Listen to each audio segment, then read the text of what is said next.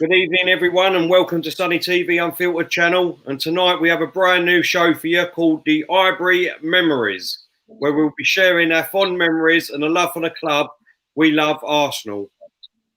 This week we'll be talking about the winning 60s and 70s. But if you wasn't born yet, don't feel left out, because we will be talking about your era over the coming weeks. If all goes well, laugh out loud. Don't know about that, lads, but we will try, won't we? The show is not going to be structured, but hopefully free-flowing of our own personal experiences, and hopefully using the comments, we'll be able to join in and share yours too, and we'll get them up and talk about that with yous. So let me introduce you to all our guests this evening. I've got the fantastic Mr. Melvin. How you doing, Melvin? Yeah, fine. Thanks. Looking forward to this. I'll be co-hosting with Melvin. Melvin will be doing a lot of the questions and answers, and I'll be joining in with him. So he'll be with me over the next few weeks if it all going well. And we've also got Simon Lester. How you doing, mate? Evening, Terry. Evening, everyone. Evening. And we've also got Steve, AFC 71. How you doing, Steve? How you doing? So, yeah, how you doing, everybody? Hope you're having a good evening. Right. It's time now for me to throw it over to you, Melvin. Right. When Sonny realised how old I was, he asked me to put together a few memories of what it was like, my experiences as an Arsenal supporter. So I got a back of an envelope, I started writing, and about 2,500 words later, I came up for air. Once you get started, you just can't stop. All these memories you forget about start flowing back. And I just wrote this whole thing. I read it. I sent it to a couple of guys. Simon, I sent it to, and Steve, and obviously Terry. We thought, let's just talk about everyone else's experiences as well. So what I'm going to do, I'm going to ask you first, Simon. I know I read something that you wrote, and you said your father was a Spurs supporter. How'd that go down there? What happened there? That is 100% correct, Melvin. My dad, God bless him, was a Spurs fan. So I was obviously a very rebellious child at a very early age there. So, but basically what happened, he was a Spurs fan, but he had a very, very good friend who had 2 season tickets in the East Stand at Highbury. He played a lot of cricket with this guy, and the guy kept offering to take me to watch Arsenal. So I'm going back to, I would say, the 76-77 season. So that was my first association with Arsenal. And I was very lucky. My dad never put too much pressure on me to sort of carry on supporting Spurs. He let me do my own thing. So that was where my origins of supporting Arsenal came from. So I would say 76, 77. And I was lucky enough to attend a few games then when I was merely 8 or 9 years old. Do you remember your first game, though, that you went to, or your first memory of an Arsenal game? I know. The exact first game I went to, which was January 1976. And that was fair enough, being my local team, which was West Ham. So I went to Upton Park and watched West Ham against Leicester City, January 1976. And the only memory I've got from that game is West Ham took the lead. I was sat on the side somewhere, sat with everyone. West Ham took the lead. Everybody jumped up around me, and this little 7-year-old lad is just still sat on his seat there because he didn't know what to do. So I can still say, back to the day, I've never celebrated a West Ham goal, even from when I was 7 years old. But that was my first game. So my first game was West Ham. My dad was a Spurs fan. So obviously I had to rebel against all of them and supported Arsenal. But what about your first Arsenal game? First Arsenal game would have been in that 76-77 season. Now, I can't remember the exact first game, but I would have probably gone to 3 or 4 games. So I was sat in the East Stand there with my dad's friend. And as I say, I kept wanting to go back. Now, the first Arsenal game I can really remember with any sort of anything left in the memory bank, I was lucky enough to go to the FA Cup semi-final in 1978 at Stamford Bridge, which was Arsenal against Leyton Orient. You'd never sort of get a semi-final like that now. And I've still got memories of that. So I sat there as a young 9-year-old watching my team win 3-0 and obviously get to the FA Cup final. So I know to the day, and I've watched it back on YouTube and a few times, it was 2 deflected Malcolm McDonald goals and a super duper Graham Ricks beat 3 or 4 players and a cross shot into the corner of the net. So that really is my first memory that I can remember of watching Arsenal. So 78, 9 years old, just before my 10th birthday there. And obviously a good game, a good memory to have because we got to the cup final. Sadly, it didn't work out in the cup final because later on that year. Well, I didn't go at the final, and I can remember being at Cub Camp, believe it or not, watching that final on a black and white TV where we lost 1-0. And all I can remember about that game is David Coleman sort of coming up with his commentary. Osborne 1-0 in the 70th something minute, and a bit of a sad day, but there you go. We lived to fight another day the next year, didn't we? I went to that semi-final, 3-0 Orient, and Malcolm McDonald, if it wouldn't have been deflected, they would both hit the corner flag, I reckon. You're right, yeah. Ridiculous. What about you, Steve? What about you? What's your first memory, first game you went to?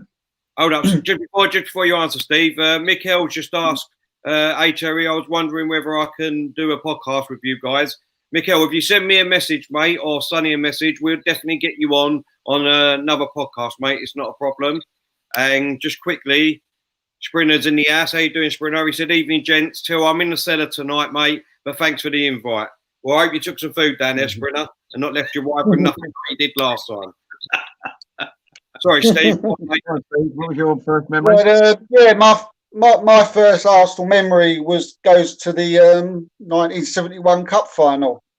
I remember watching it on the TV with my dad and Charlie George hitting this cracker from outside the box, and my dad picking me up and throwing me up in the air, and I was all a bit confused at the time what was going on. I looked at my dad, and he's got tears pouring down his eyes, and to this day, I think it chokes me up every time I think about it. But from that day, I was hooked, by Arsenal, and just fell in love with Arsenal Football Club. It wasn't too long after that he took me to my first game, and it was Arsenal versus Fulham reserves, and which was known as a football combination in them days. I used to go to quite a few of them days, goals. We sat in the East Upper, funny enough, and 25 years later, that was to be my season ticket for the next 30 years. So, that was a strange old coincidence. But when we got up there, my dad's hero was Big John Radford, and I'm sure a lot of the listeners will remember him. I'm sure, he was a massive, fantastic goal scorer. And I remember we were going up to our seats, and there was Johnny Radford standing up there by the cafe, getting a bovril. And my dad said to me, go and get his autograph. And I was like, burst into tears. And I thought, I can't go over and get his, Johnny Radford, This man was like more important than the Prime Minister or the King or Queen at that time. But in the end, my dad took me over. He see me crying my eyes out. He picked me up, and he said, "Would you want some?" And I think there was tears coming down the eyes, said an autograph. And he signed me autograph, put me down, and he said, "Where are you sitting?"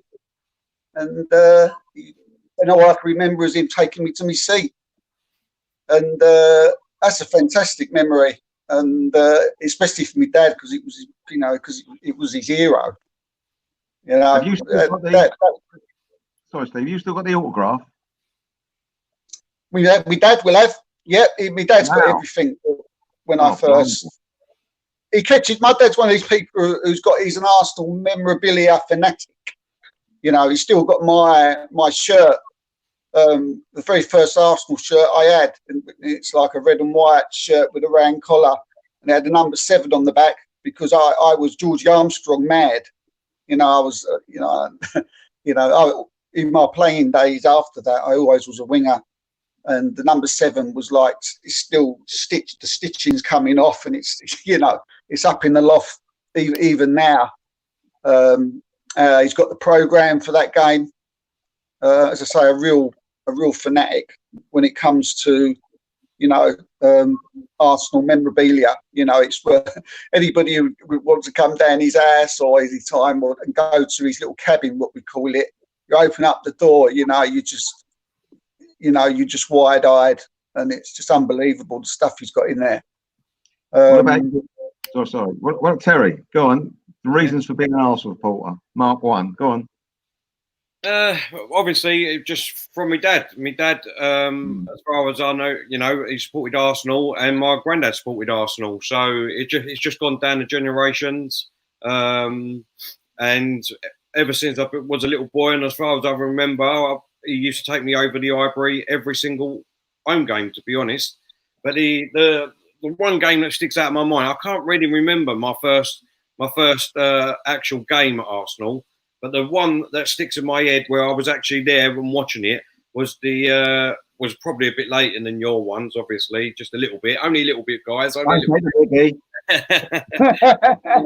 Was when Ian Wright joined us from Crystal Palace, and it was his first game against them, playing for Arsenal, and great memories. We went 1-0 down, and all the Palace fans were singing "Righty, what score? Righty, righty, what score?" And you could just see on his face, he just got the right hump. And then all of a sudden, he scored an hat-trick that game. And all of a sudden, all the Arsenal fans are singing, "Righty, what score?" And he turned around and he gave up the 3-1. And that is when old Nigel Winterburn and all, he had a little bit of to do with someone. I can't remember who it was. But the fans were brilliant. They were just singing, "Nigel Winterburn, Nigel." I loved it. Just from that game on, obviously, I just fell in love with Arsenal. My first name, my uncle lived with us at the time, and my mum and my dad and my younger brother. He was mad, staunch Arsenal. I mean, you cut him open, he had red and white blood. You know what I mean? It's like ridiculous. He was so staunch, it's ridiculous. Anyway, they used to go off every Saturday for a home game. My uncle and my dad used to come home, and all my mum used to say to them was, "How did we go?" No matter who we were playing, we didn't know who we were playing. I was about 4 or 5 at the time. How did we go? She only wanted to know. She got no interest in football at all. She just wanted to know whether they won, lost, or drew, so she knew what mood they would be in. So they went back to work on a Monday morning. That's where it was like. Anyway, my first game, they took me in when I was about 7. Yeah, I was 7. Home to Aston Villa. We got beat 5-4. I'm sitting there with the two. Twice I had to go to the toilet. The dad got to go to the toilet, so he picked me up, went to the concourse to go to the toilet. Twice Aston Villa scored. They blamed me for 2 of the goals. That's how they were. It's my fault that Aston Villa, because I went to the toilet twice and they both scored Aston Villa when I got up to go to the toilet. They banned me from going to Highbury for another year until my mother got involved and said, "This ain't fair. You got to take him. You got to take him." Because every week my dad used to buy rosette. He used to get rosette at the beginning of the season and get these little red plastic stars with the player's black and white photo of the player on it. Different players put it around your rosette. But after a while, the rosette just went silly. It's too heavy. So every week I was getting more and more into the Arsenal, reading about it and all that with the papers and all that. And that's why I started going seriously 1963-4. That was the first season I ever went, and continually until this day. I had a couple of seasons off. That's another story. But that's why I supported them and when I started supporting them. So it's been a really up and down. The funny thing is, nowadays we talk about, we've got to win this, we've got to win that. The first 8 years, we never looked like winning anything when I supported them. Yeah. I mean, at the beginning of the season, I used to get from comics, used to get like a cardboard cutout with all the little teams' names on it. Used to put where your team is in the league and put all the others. And the first 4 or 5 weeks, I was happy. After week 1, Arsenal were top because no games been played. Alphabetical order. We're top. Arsenal were top, and all the Blackburn next and Burnley and all that going down. After about 4 weeks, when we're halfway up the table and probably never got any higher than that, I just threw it away. No point. I mean, I used to do that. Anything. We did not expect anything, and that's what we got. But then, I don't know about you, when you start going to football, Simon, when did you know the result of the other games? Well, I said you used to have, so you'd have the odd person, and it was really the odd person with a little battery-powered transistor radio in the ground, but you couldn't hear anything unless you were asking. So at half-time, obviously, in opposite corners, you'd have, and I never knew what this was until about a year and a half after I started going, but you'd have all this A, B, C, D, E, F, G. And you'd look on the back of the programme, and they'd be related to other matches going. Now, obviously, all the games kicked off at 3 o'clock back in those days, and then someone would come out and put 1-0 or 0-3 or something like that. So you knew the half-time scores. But for me, when I was going with my dad, there was a bit of a bit of a race to get back to the car for 5 o'clock to actually get in and stick Sports Report on. And you'd know it, and it's still got the same tune now that it had then. And on it come, and they'd give you the headlines, and then you'd get all the scores, and then while we were driving home, you'd get the reports from all around the grounds. But I mean, when you think now you've got, 99.9% of people inside every football ground must have a mobile phone who've got an on the spot instant score of what's going on, and a goal, or what, an incident, a sending off. I mean, none of that was about whatsoever. As I say, it was half time. You got the score if you were lucky, and then, as I say, back on the radio coming in. Now, when I was a youngster, I used to be allowed as a treat on a Saturday, because I didn't have any school the next day, to sit up and watch Match of the Day. But Match of the Day was a totally different kettle of fish to what it is now, because two games, I think, and then on a Sunday, and all the games, of course, are played on a Saturday. On the Sunday, you'd get the big match, and so you'd have 3 games on there. You'd get like your game, but obviously we were all in the London region, so you'd get the big London game. Then you'd get a game from Birmingham, and then you'd get a game from Manchester or Liverpool. And watching these highlights was all you ever got on the telly. There was no live football whatsoever, but you accepted it. The only live football was the cup final or an England game or something like that. But that's the way it was, and we didn't know any different. But it was great, and to some extent, I'm still watching Match of the Day now after 45 plus years of watching it. But those highlights were sort of sacrilege to football fans. Actually being able to see the goal, that you'd been to a game in the afternoon and coming on, and you'd always think, well, I wonder if I can see myself in the crowd, or, this there or that and there. But that's all we had, but we accepted it at the time. Now, there's a game on every night of the week, isn't there? And there's obviously played, so go. But great memories from that again. But always look out for the man with a little transistor radio in the ground, because he really had his finger on the pulse. I remember. Sorry, go on. I was just going to say, I remember seeing goals as numbers, because all you used to see was the teletext, and you had to wait for the number to come up to see if your team scored. I don't know about you, you know what I mean, on teletext. Before that, Terry, we used to get a result. Half-time score, not of every game. Sometimes you didn't know what the score was. Yeah. Then, if you knew your team was away from home, because at home you'd be there, obviously, away from home, and we'd gone 1-0 up and half-time, when the teleprinter come on, you saw the home team. If that was 0, you'd know you've won. That was it. Brilliant. Fantastic. Really well. But the thing with Match of the Day, you couldn't record it. There was no such things as videos or anything. So if you happened to miss it or something along with your telly, that was it. You could not see it again. That was it. Right. No. Steve, what was the first ever Match of the Day? My first ever Match of the Day. Match of the Day. Watching Match of the Day. That's taking it. That's. When we used to watch the TV. I mean, I can only remember watching the TV for games on on the cup finals. Yeah, Wembley. That was the only time you got a live game. I mean that day we used to think, my God, you used to watch TV and there's football on and it's live. It was like it was Christmas. It was unbelievable. I mean, you get up in the morning, and then it was on all day long, wasn't it? You used to sit by the TV. Yeah. And then that was it. And, players' wives leaving. I wish they had it still now. Players' wives leaving the hotels, and you had a build up from like 9 o'clock right up until, and I used to sit there, just right in front of the TV all day long. I never used to move. The thing is, Steve, we always used to do it though, Steve. We used to watch it and be upset that we were never there. That's the thing. We were never there. Just going back to, like you said, about knowing the scores. I don't know if I can remember now. They used to go out the ground, and then they used to have a newspaper with the scores in it. I don't know. They did that. Do you remember that? Yeah. We were down the stairs, 10 to 5, bang, and that was it. It was the scores.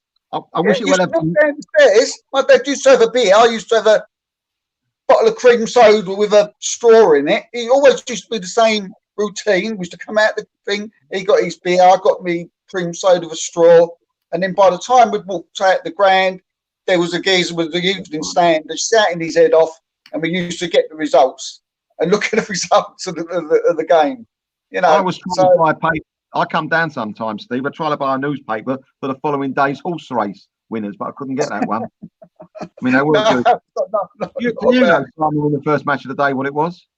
Well, I know that the first, I'm not sure of the year, but I'm pretty sure it was Liverpool against Arsenal was the first ever match of the day. Yeah.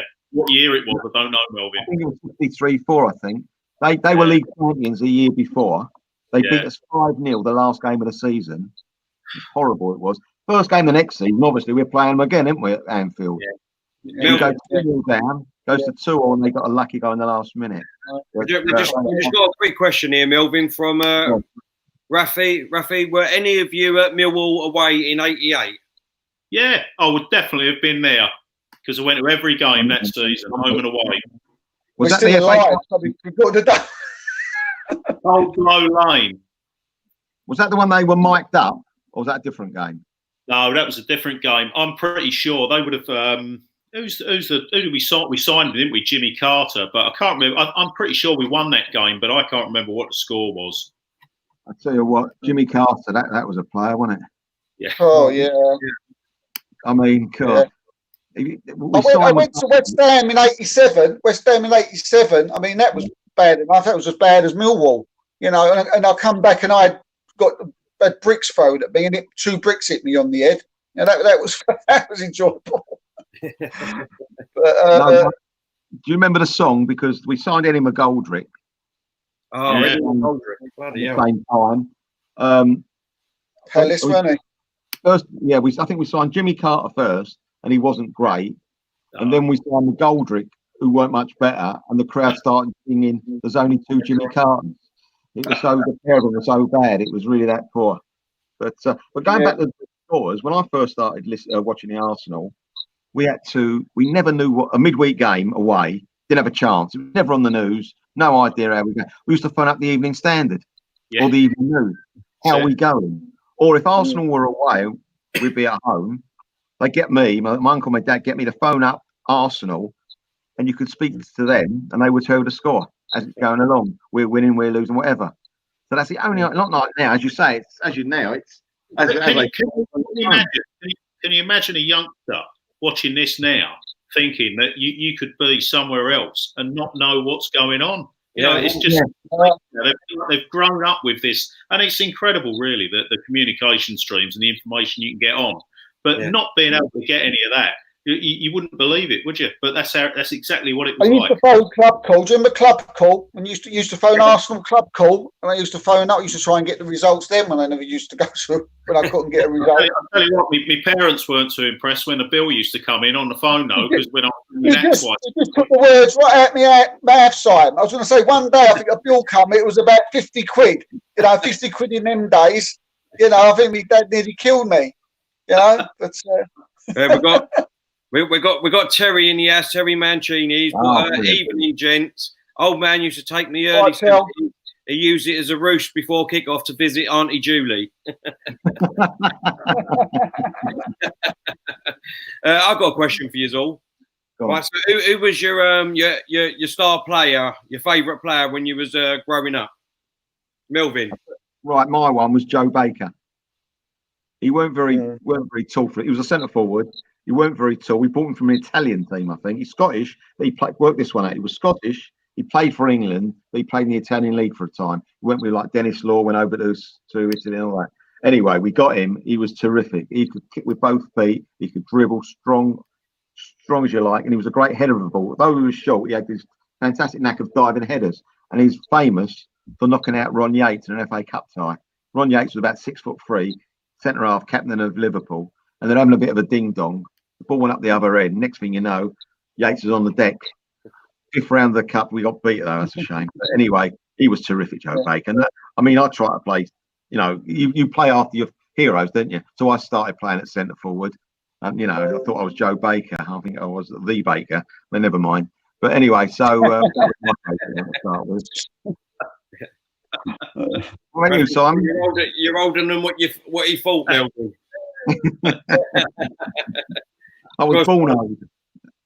I'm probably going to say it's not going to be no surprise, but I'm probably going to say Liam Brady because he was there when I was going, and he gave me some great childhood memories. And I still think now, in that cup final against Man United in '79, when we'd been pegged back to 2-2, and you think we're going to lose this, and he skips past a couple of players, knocks it out to Ricks, who crosses it in, and God bless Gary Bailey, he went clutching for thin air, and Alan Sunderland scored. So he was a marvellous player, Brady.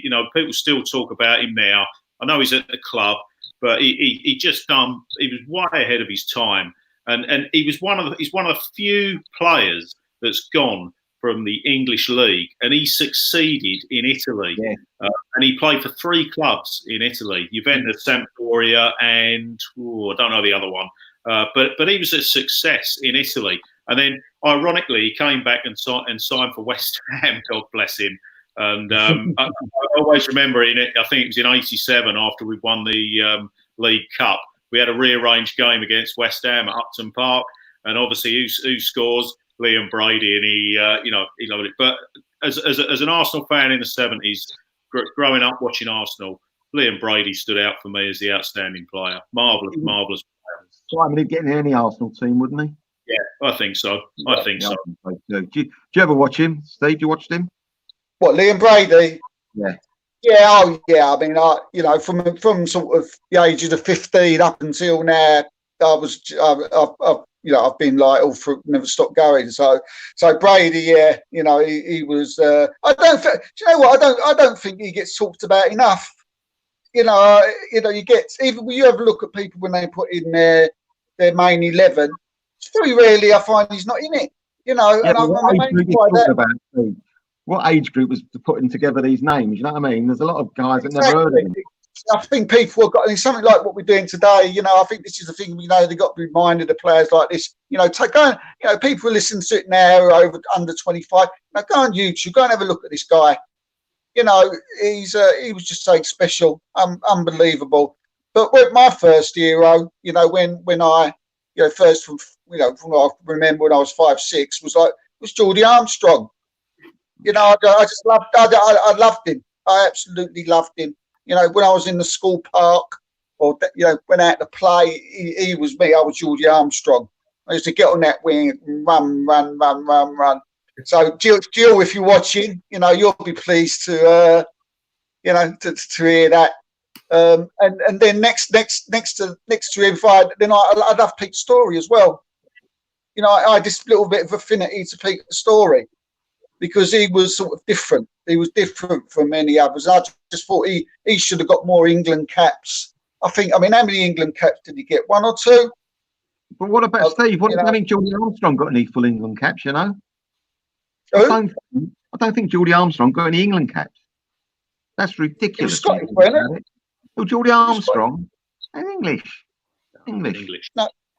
Yeah, definitely English. He never got any English caps at all, which is ridiculous. It's amazing. Another one. Also, we had a player, and it was unlucky that we had players like Bobby Moore playing for England, was Peter Simpson. Well, yeah. Such a good player. He never played for England because he had Bobby Moore in front of him, and also Norman Hunter. So it's such a shame, never got a chance. Oh, what about you? One of your favourite players when you first started? I mean, one of my favourite players was obviously when I was watching before I did start going was David Rocastle for me. I just thought he was fantastic. Obviously, you had your Tony Adams, who was Mr. Arsenal. Do you know what I mean? Through and through. I just loved his commandment of the actual team. He was a true and out leader. You know what I mean? If there was anyone you would want to go in battle with, what's standing right next to you in the old world, I think it'd be Tony Adams, because the way he just commanded the whole team, even the manager, really. Do you know what I mean? He was just a phenomenal person, Tony Adams. But as an actual player and excitement and what he used to do on the pitch, the smile he always had on the pitch, was, for me, David Rocastle. I just thought he was fantastic, Rocky Rocastle. But in person, actually being there, obviously, I was mascot for Arsenal back in '91. I actually got to run. Yeah, exactly. I was the one that got away, unfortunately, Melvin. You know what I mean? But the good news about that was that we played Everton. We played Everton just after Christmas. It was. My mum and dad was gutted because obviously, you know, as a kid, you go on and on. You want the football kit, but it's obviously a lot of money. But I got the football kit for Christmas, and then a week later, I found out I was going to be mascot, so I got another free kit.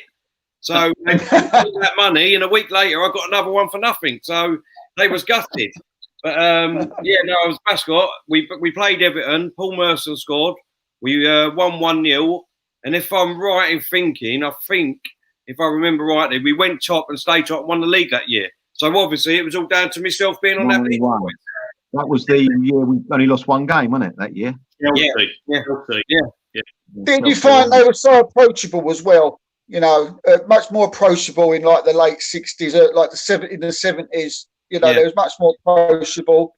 You know, I mean, my dad used to go out drinking and have dart matches with you know, a lot of the Arsenal boys. You know, I've got photos and all that indoors. You know, like you said, Steve. I mean, you know, when I was mascot then, after the game, you couldn't go in the dressing room. We didn't go in the dressing room in them days.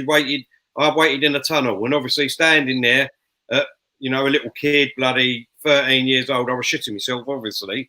And all of a sudden, you hear all the football boots. What a feeling, you know what I mean? You had all the football boots come down, all the players, all the players, you know what I mean, patted me on the head and said, "How you doing?" and give me a warm welcome. And then after the game, you went to the players' bar afterwards, and all the players come in afterwards and had a beer with you, had a drink and everything. So you know, it was different in them days. You know what I mean? Yeah, no, they were much more approachable. You know, Pat Rice. You know, my dad's had a drink with, and Charlie George, Bob Wilson. I mean, what a man that is, Bob Wilson. You know, what a legend. You know, such a nice man, nice fella. You know, I used to sit down and I went to Paul Merson's testimonial once, and he just couldn't have a nice, couldn't have, you know, he just had so much time for you. You know, in the end, I thought I must have drove him mad. You know, because I asked him every question under the sun. You know, about Arsenal, but yeah, lovely fellas, lovely people. You know, I mean, sorry, Rafi, if you do find a video, that'd be fantastic. I've asked Arsenal myself because what it was is that my mum got a camera that Christmas, but when we was in the players' lounge, we was all celebrating. All the beer went over the camera, so we lost all the pictures on it and all. So everything of that day, I've got nothing basically. So I asked Arsenal if they've got any video footage of it or anything, and they come back and said to me no. So if you do find it, please let me know because I'd love to see it. Brilliant. I remember when we used to go in the 60s and early 70s that we used to stand outside the East Stand where the marble stairs are, and my uncle knew a couple of the players quite well. He used to get tickets off them, funnily enough. And they used to come over to him, give him an envelope with the tickets, and give a little chat. Oh, yeah, so-and-so's not playing today. Because normally, years ago, you had the same 11 most weeks. They never seem to get injured like they do nowadays. That's right. So-and-so's not playing today. And again, information was so bad years ago, the papers never knew who was playing or not. So we would be one of the first people to know that like the left back's not playing, Bob McNabb ain't playing, blah, blah, blah. And it was just fantastic, you know what I mean? And they would stand out and other people would be chatting to them. They're like ordinary human beings, you know what I mean? Then they go, they never used to moan, did they? They never used to moan. I mean, poor old Jeff Barnett, he was there for years, weren't he? Well, Jeff Barnett. Yeah. You know, Jeff Barnett. You know, Bob Wilson could never get injured. Terry, you say about Rocastle, Terry, and I stick with you. I mean, he wasn't the first star I saw there, but he will always go down in Arsenal folklore as being one of our own. And he got sold in the end, but I mean, after he passed away, and I'd said this to Melvin in a thing, I can remember being at Main Road in, I think, 2001 or 2002, and it was just after he passed away. And because he played for Man City, they had a minute's silence at Main Road. And it was impeccably observed. Now, I'm old-fashioned. I prefer a minute's silence to this clapping there and stuff like that. Now, I can sort of understand why they do it because it drowns out any sort of negativity. But this minute's silence, you could have heard a pin drop in the ground. So that's how well fans of all other clubs maybe thought of him as well. But those two he played for, and even now when I hear fans at the stadium, they still sing his name, and some of those youngsters might sing along, but they might not know what he stood for. But he was huge for Arsenal, and he left with some fantastic memories. So that's a great pick from when you first started watching Arsenal. I think a lot of people will resonate with that. Simon, without I doubt. don't want to lower the tone, but I don't know what game it was. We played Spurs, and there was a minute silence for Rocastle for some reason. I don't know why it was, and all the Spurs fans showed respect, and I thought that is fantastic. They never really got much publicity about that, Spurs fans, and we shouldn't say too much about them. I know, but that is quality, absolute quality. I thought. Yeah. No, I think he was loved by everybody, wasn't he? You know, David Rocastle. You know, he was like, and such a shame, so young. You know, God bless you, mate. Like a film star, he had the looks of a film star, like an actor, didn't he? He had everything. He was so strong, wasn't he? He was strong as you like, fast as you like. Great football brain, great film, unbelievable. Didn't he leave? I remember the day I heard kids and all. 3 or 4. Yeah. He went to. I said one of those ones that when you hear about it, it knocks you out, doesn't it? It knocks you out, knocks you for 6. I know it knocked me for 6. The rumour when he went, the rumour was that he had dodgy knees or something. That's why Arsenal got rid of him. Yeah, that was true. I was gutted. I got a phone call. Someone said we've sold Rocastle. At least that'll do me a favour. He cried though, didn't he? He actually cried. Yeah, that's right. Yeah, that's right. Yeah. Nowadays, do you? You don't get that nowadays. Not often, really, to be honest. You wouldn't get Bros grime, would you? You wouldn't get too many at the Days Bros grime because they're all multi-millionaires and they're just going on to the next payday. So no, he was one of our own. Wasn't he? It was a great story. Very sad ending.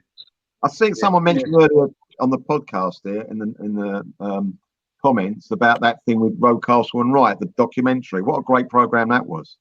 I didn't realise how close they were.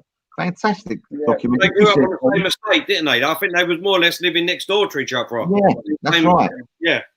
You see, Wrighty break down, didn't you? Wrighty just broke down. You know, when he was talking, he couldn't handle it. He just broke down. Yeah. You know, the thing about you playing with a mate of yours on the park one day and then playing for the Arsenal like 10 years later, you blow your mind, wouldn't it? You know what I mean? Amazing. I mean, it's a shame with any football. Like, I mean, anybody who passes away of football. I mean, we all sort of, because we love football, we all sort of, it all gets to us. But you know, Davy Rocastle, you know, I think he's just someone who everybody respects so much, and it just, you know, I think it does every Arsenal fan in, doesn't it? When you think about it, you know, such a, you know, it's a bit. I suppose I'm a bit older than you lot, but did anyone go to the final, the double year? Anyone go to any of the games in the double year? You did you? Any of you? Well, 71, not for me. No. Too young, Melv. I went to all the home games. I missed a couple of. I went to a few away games as well, and it was just an amazing situation. You just knew, a bit like the Graham era when he was manager. When you went 1-0 up, that was it. Like throw away. We actually got beat 5-0 away to Stoke that year. You wouldn't believe it, would you? In the one story, just one story. I went to the semi-final that year. We played Stoke, funnily enough, and they'd just beaten us. We went up a train, and I went with my uncle, my dad, obviously, and a few friends. We're sitting there, and they go 2-0 up Stoke. It was like a nightmare. What's going on there? Anyway, second half, as you know, we get 1 goal back. And about 5 minutes ago, my dad goes, I've had enough of this. I can't stand any more of this. And he went off to the train. Anyway, as he went down the stairs, he got out. And as he got out, he had a cheer. He turned around and some Stoke City supporter come running down and goes, F Arsenal. He goes, just got a bleeding penalty. My dad puts his arms up like that. The geezer knocks him out. Anyway, they were great games, weren't they? Was it 3, weren't it? Well, 3 of them, weren't there? Three games, weren't there, against Stoke? No, 2. Was it 3 games? Hillsborough the first game, Villa Park the second. Anyway, he said, I got knocked on the floor. He said, I didn't know where he was. I got up, he said. I didn't chase after him. He said, because I was so happy. We got an equal, we got a penalty. Anyway, in the second one, we beat them 2-0 at Villa Park, didn't we? I went to that and oh, brilliant. Oh, fantastic days. What an atmosphere. Unbelievable. Didn't Kennedy get the goal against Tottenham that year? Was that the one? Yeah, 1-0 right there. It made no difference. We still would have won the league had he not scored.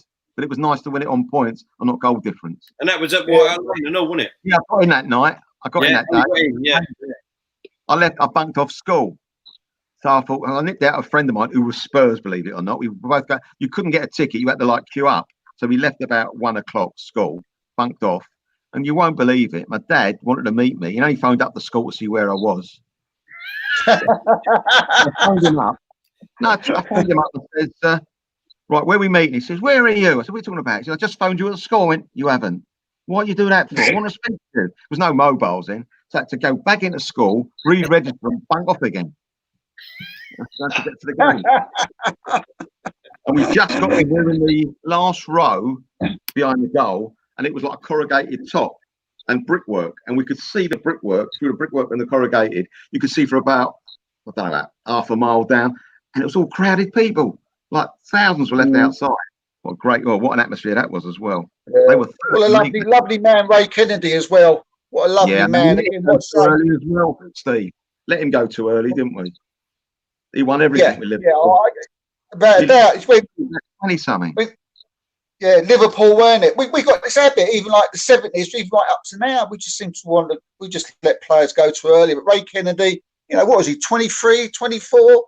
Yeah, he was at 23 when we let him go. He was, and he had another like 5 or 6 years at Liverpool and won about 12 different things, didn't he?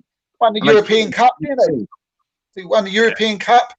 He won everything. Against Roma, didn't he? He won the lot. Yeah, he did. He won everything. Absolutely.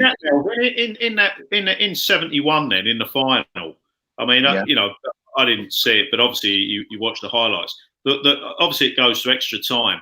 But the one thing that stands out for me is that all those players there just look totally out for the count. Oh, you know, 2 hours of football. Now, I can remember listening to or reading an article by Alan Sunderland about 3 years ago. And he was talking about preparation for matches. And he was saying on match day, they used to have a pie and chips was their pre-match meal and stuff like that. Pie and chips, which would have obviously been back in 71. But, you know, it looked as physically those players in 71 could not even run on that pitch. They were struggling to stand up. Simon, I might be mistaken. Melvin, sorry, I just need to jump in a minute because we've got a super chat here. Thank you for your donation, Guna Russ. He said, what do the lads think about Wenger saying we lost our soul when we left Highbury? Well, he's on a laugh, isn't he, saying that? Well, I mean, he was the one, you know, he was the one who was behind it, weren't he? So it's a bit strange him coming out with a statement like that. But we certainly lost our soul. You know, we certainly wasn't the same, you know, same team again. As soon as we went to the Emirates, it's something, it looked like something had been taken away from us. It was like, yeah, that someone had taken our soul away. You know, like we wasn't the Arsenal that I'd known, you know, all my life. But he's got a cheek to say that, Wenger, isn't he? Yeah, very much so. I think that all my great memories, I mean, we played some fantastic games at the new stadium, like Barcelona, a couple of Spurs games, but they're few and far between. All my great memories have been at Arsenal, at Highbury rather. Yeah. Really, even the food we used to get there was better. Even the peanuts you used to buy outside. You know what I mean? You used to get roasted peanuts and not chestnuts or whatever.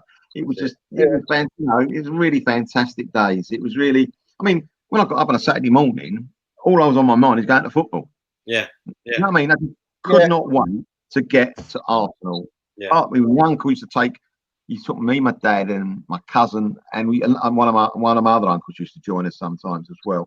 Used to squeeze up in the car, park the car, give a kid a sixpence to look after it, which was 2.5p nowadays. If you know, basically it was a racket really, because if you didn't give them the money, your car was probably scratched. But anyway, then buy programs. They were 2.5p each then. Yeah. 2.5p a program. And it was like a ritual. The whole thing was a ritual. You know what I mean? It was like stand outside, wait for one of the players to come out, blah, blah. It was just great. Nowadays, it's they're so far away from us, as if they're playing football in front of a glass screen. You know what I mean? That's the difference. Just going back to that, what about the band? The band, they used to say what the song or the band was going to sing at half time. Oh, yeah. Remember the band? Was his name something Morgan? The band used to come out. What would you say, in answer to the question, we'd all probably, most of our good memories are at Highbury and stuff like that. You know, we all attended it for many years, saw some fantastic games there, and probably saw, you know, one of the best teams we've ever had in our history there. But the reality is, all things move on, all things change. So we're not the only club to have done it, are we? You know, everything sort of like moves on to another era. So we're not the first, we won't be the last. But, you know, one thing you can't take away is the memories that we've got from Highbury and stuff like that, which is still very, very in my mind. But as a business model, obviously, you know, fans aren't sitting down making these decisions. It's other people that are sitting there making those decisions. The business model, somebody has said, listen, if we want to move forward, we have to generate more cash, so we need to move to another ground.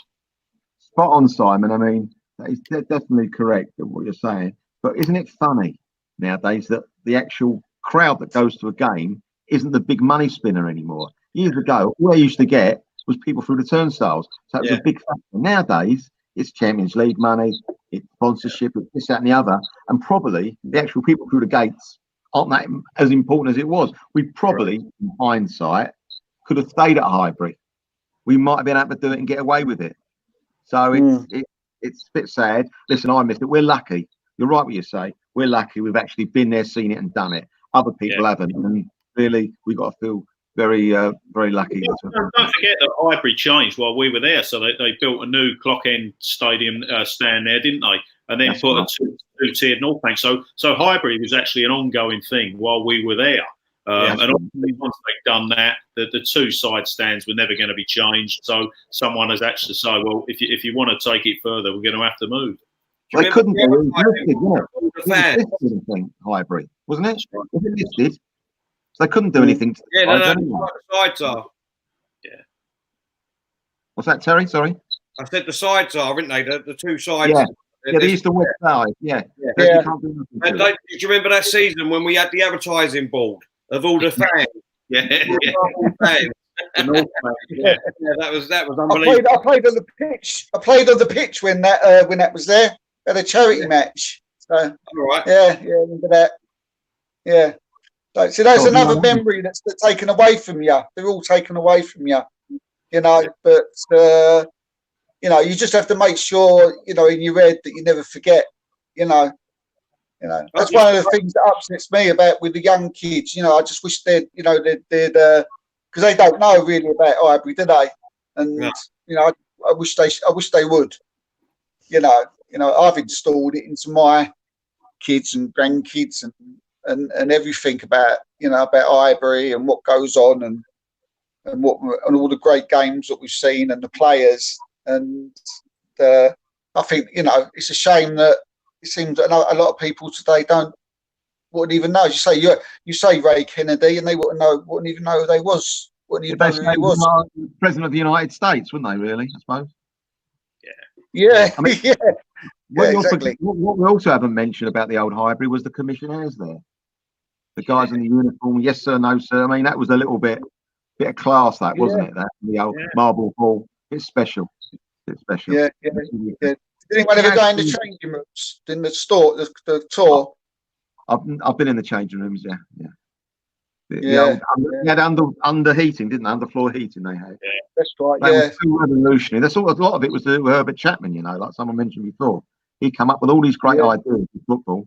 I think he come up with numbers on the backs of shirts. He come up with changing the name of Gillespie Road to Arsenal, didn't he? Yeah. Gets on the map. What else did he do? I think he was the first one. What else did he do? He done a load of other little bits and pieces with the changing rooms and all that. He was talk about ahead of his time. He really was. Really was. Yeah. What about the best ever signing we had then in the I think it was the last part of the 1970s, early 80s. The best ever signing we had. Best what, Terry? Cut out. Sorry. The best ever signing we had. What about him? 1980s. Early. Clive Allen. Clive Allen. He had a long career with us, didn't he? Well, £1 million player. Yeah, I know. Yeah, that's right. Yeah, I think it was Kenny Sampson. I think it was the first £1 million player. We went out and bought him, and yet he didn't play one competitive match for us. That's No, right. you're right. I mean, Yeah. what is that all But about? we swapped a centre forward for a left back. Work that out. But as it happens, that left back was one of the best left backs we've ever had. Yeah. Quality was quality.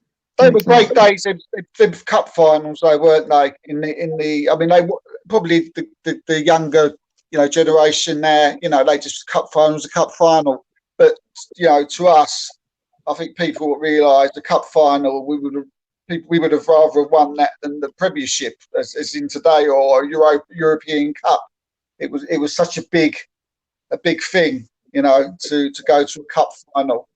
And I think going back, Steve, years and years ago, going back, I think that more people were influenced who won the FA Cup than won the league, because they used to actually see the FA Cup. Right. Kids saw it half time, used to go in the back garden, kick a ball about, pretend you were one of the players, and watch the rest of the game. Whoever won, if you weren't like us lot already with a team, thinking, oh, they won the cup. Oh, I like them. I think I'll support them. And that's how some supporters started supporting certain teams. I think why it was so important, one of the big things was you used to get like a month before the actual game, all the streets were covered in red and white. Wherever you went, the scarves, the banners, no matter where you went, it was just red and white, red and white, red and white.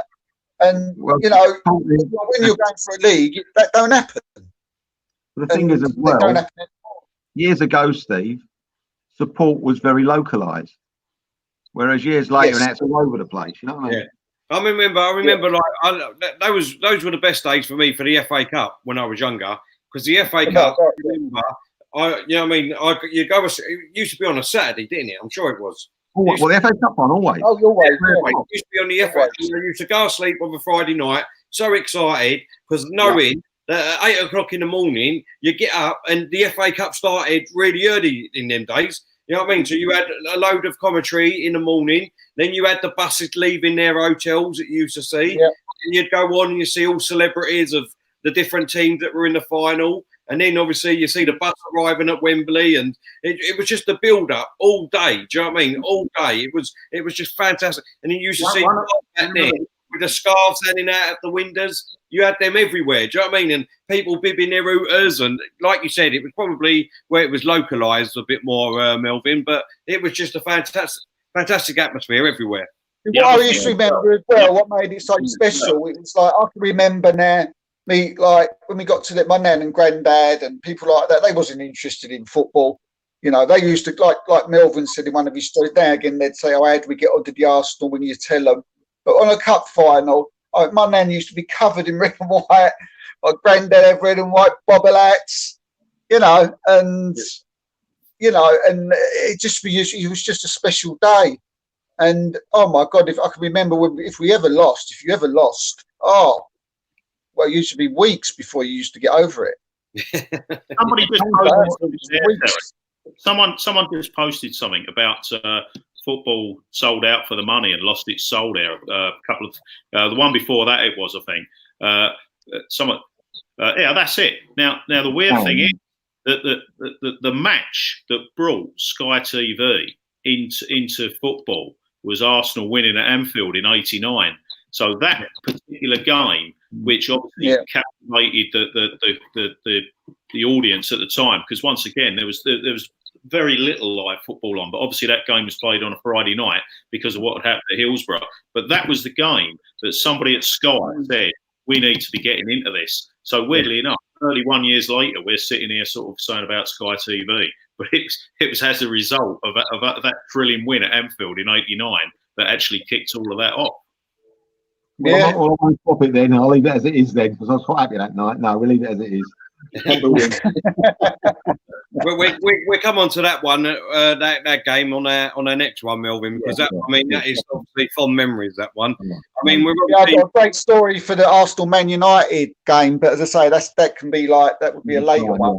Yeah, we've been running for 54 minutes. We've got 5 minutes left before we because we don't want to go on too long. You know what I mean? We keep it in segments and keep going every week, hopefully, if people keep watching. So what we'll do is, for the last 5 minutes then, for them sort of eras, we'll try and give our best 11 who you would want to play, right? So go on, Up, Melvin. up to 1990 or something, Terry. 60, go from 60 to the sort of early 80s. Right. Right. So who would you say is a goal? You going? Go on, Melvin. I suppose. My God. Was Jennings a goalie then? Or not? Yeah, he was in goal in 9 minutes. It's got to be Pat Jennings, isn't it? Surely. Yeah, Pat Jennings. I'll have Pat Rice. I'll have Frank McClintock. I'll have David O'Leary. I'll have Kenny Sampson. I'll have two in the middle, I suppose. Could have Peter Storey, actually. He was a hard one, wasn't he? Peter Storey and Liam, right? I'll have his team. Up front, I know he left us, but Stapleton was amazing. Right? I'll have Geordie Armstrong, Stapleton. I'll have, I missed someone out here that's so obvious. Charlie George, and one more. Who can I have one more? You want one more in the middle, Melvin? Do I? All right, then I'll have. Who else can I have in the middle? I tell you, I did like when he weren't good for long, but he was a trip. It was Eddie Kelly. Eddie Kelly was a terrific midfield player. That's my 11. All right, Simon. No, I agree with Jennings. I'd definitely go for. I thought he was fantastic for us. I'm quite happy with Melvin's defence. I think that goes across sort of like 10 or 12 years there, which is pretty good. Midfield, I have to go for Brady.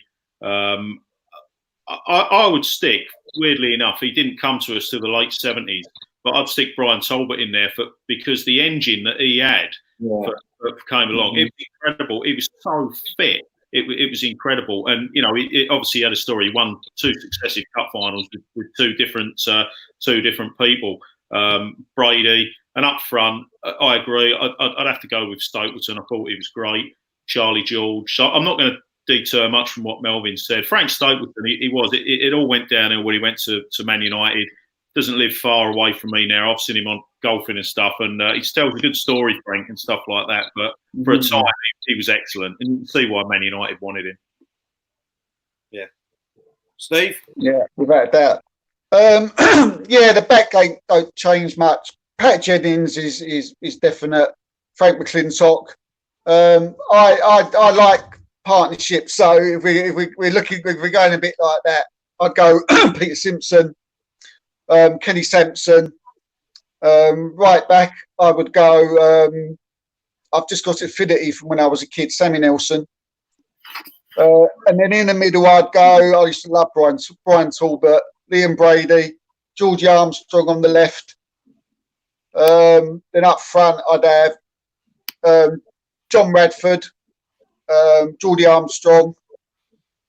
Who else? Have we said Rocastle was there then, wasn't he? Late 70s. Too late. Oh no! Too late. Bar. And just behind him, I'd have Stapleton as well. I'd have Stapleton and Radford up front with Geordie Armstrong just in behind him. Yep. Obviously, I'm just going on basically memory here of what my dad used to talk about and the few games that I have watched on DVDs and that. So obviously, I'd have Jenkins in goal. I'd have Kenny Sampson. It is Kenny Sampson. He was then, wasn't he? Right about there. Left back. I'd have Frank McClintock. I used to love him and all. I think he was a great defender. And one of the other ones you said, who was it? David O'Leary. Yeah, David O'Leary. I'd have him. And who was the left back?